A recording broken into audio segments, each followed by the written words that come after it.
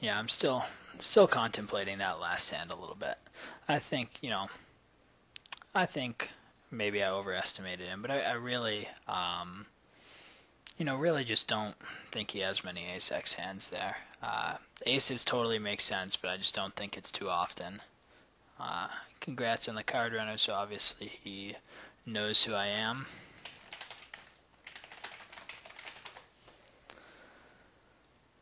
So I, probably have to cater a little bit to knowing that he knows who I am, and probably knows at least something about my game. So jacks, he folds, unfortunately. Sixes will go at a min raise. And again, on full tilt, I didn't talk about it really in the first game here. But my general strategy, as far as bet sizing and stuff, is I'm min raising. I'm rarely making more than a min raise, almost never 3x or 2.5x. And I'm just c-betting half pot, which on a little bit of a deeper structure, people tend to kind of float towards 3xing and c-betting 2/3 pot.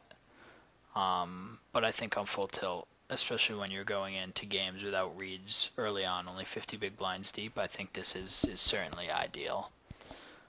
So we have a 8-8-10 flop. Gonna go ahead and just check call once, see if he gives up. Not a bad card for us at all. Turns us a flush draw, counterfeits any underpairs here. And I'm actually gonna bet for value, just small. You can still call king high sometimes.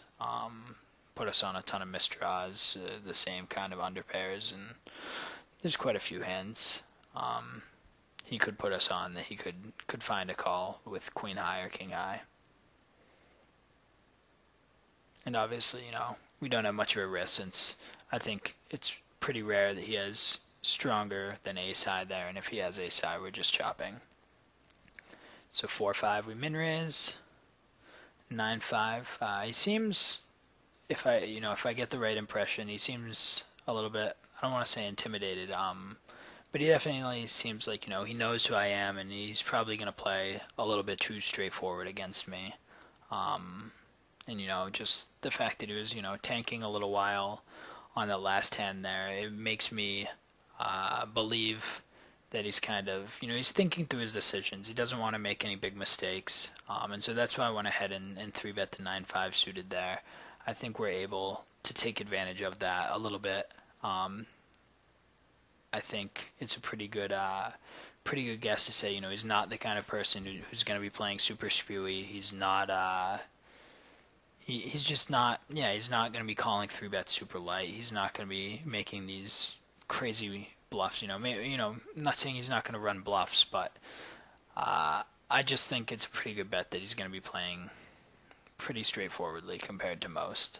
And it's not a bad thing at all. I think most people have that style and do really well with it.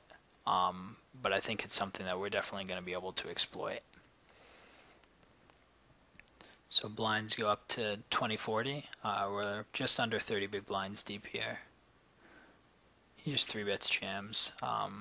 I assume when he's doing it this deep, it's probably going to be a low pocket pair most of the time. We're never calling a hand like Jack Queen, especially against somebody like this, and when we have, well, I don't want to say reads, but when we have our kind of assumptions that we have about him. But I will go ahead, and against a player like this, because I don't think he's going to be flatting too often, I think a lot of times he'll either 4-bet jam or fold. My hand strength really doesn't matter that much. If it's not a hand that I'm going to be calling a 4-bet shove with, so if it's not for the pretty decent parts in my value range where I would be calling jams with, then the bluffing part of my range can be as weak as I possibly want it to